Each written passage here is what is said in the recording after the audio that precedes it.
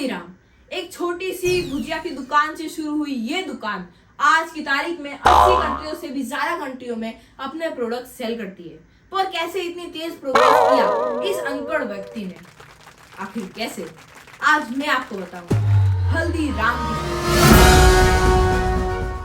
ये कहानी शुरू हुई 1919 में, जब एक छोटा सा बच्चा जो कि राजस्थान बीकानेर में रहता था, उसने अपनी बुआ से भुजिया बनाना सीखा और भुजिया बना के उसने 2 पैसे में उस भुजिया को बेचा।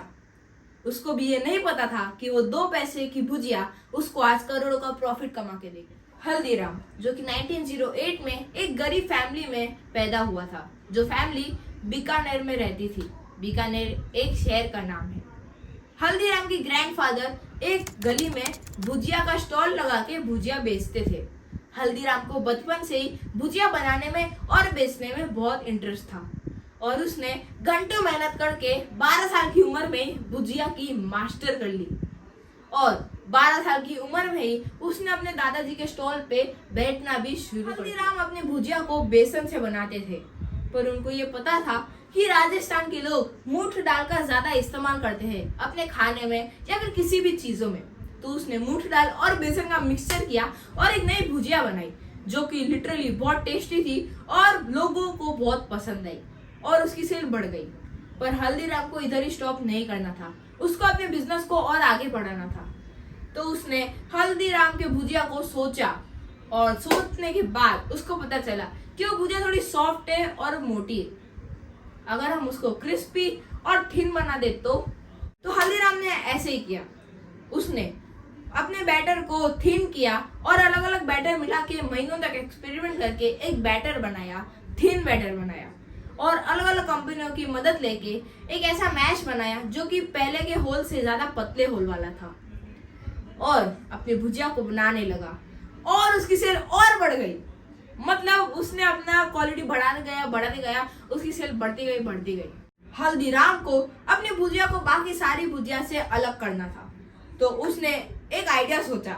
जहाँ महाराजा डंगर सिंह बीकानेर के सबसे पॉपुलर महाराज थे और लोग उनको बहुत मानते भी थे, तो उसने अपने भुजिया का नाम डंगर सेव रख दिया, जिससे उसके प्राइस भी बढ़ गए और लोग उसको खुशी खुशी एक्सेप्ट भी करने लगे। हल्दीराम जिसने अपने 2 भाइयों की मदद लेकर अपने बिजनेस को बहुत ही आगे बढ़ा दिया, पर जब वो 36 इयर्स का हुआ तो उसके लाइफ में बहुत बड़ा ट्विस्ट आ गया। उसके भाइयों की शादी हो गई, उसकी शादी हो गई और दोनों महिलाओं में बहुत बड़ा झगड़ा हो गया। ये झगड़ा इतना बड़ा था कि हल्दीराम को अपना घर छोड़ना पड़ा और अलग होना पड़ा। पर वो ट्विस्ट ये था कि हल्दीराम को उस घर के साथ उसकी इतनी मेहनत की हुई वो दुकान भी छोड़नी पड़ी और उस दुकान से उसको भगा दिया गया। रातों रात वो रोड पे आ गए थे। हल्दीराम की जिंदगी में एक और ट्विस्ट आ गया। वो रातों रात तो रोड पे आ ही गया था, पर उसका बहुत पुराना दोस्त जिसको उसने 200 रुपए दिए थे, वो दोस्त लौट आया बीकानेर में बहुत सालों बाद।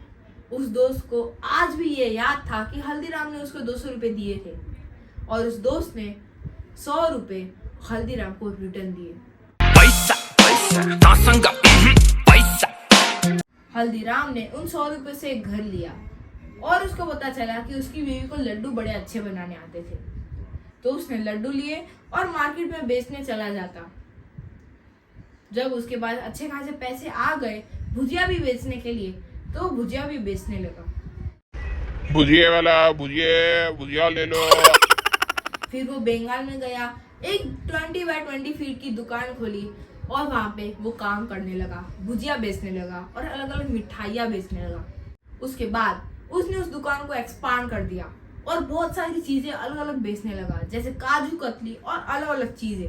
हल्दीराम ने वो दुकान अपने एक बेटे और एक पोते को संभालने के लिए दे दी।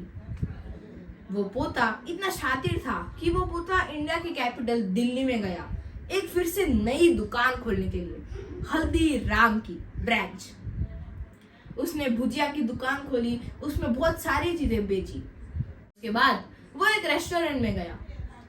उस रेस्टोरेंट में उसने देखा कि बहुत सारे लोग बैठे हैं और सिर्फ लस्सी और समोसा खा रहे हैं और कुछ उधर मिल रहा ही नहीं है। और उसको इसी चीज से एक आइडिया आया कि क्यों ना वो भी ऐसी चीजें बनाए।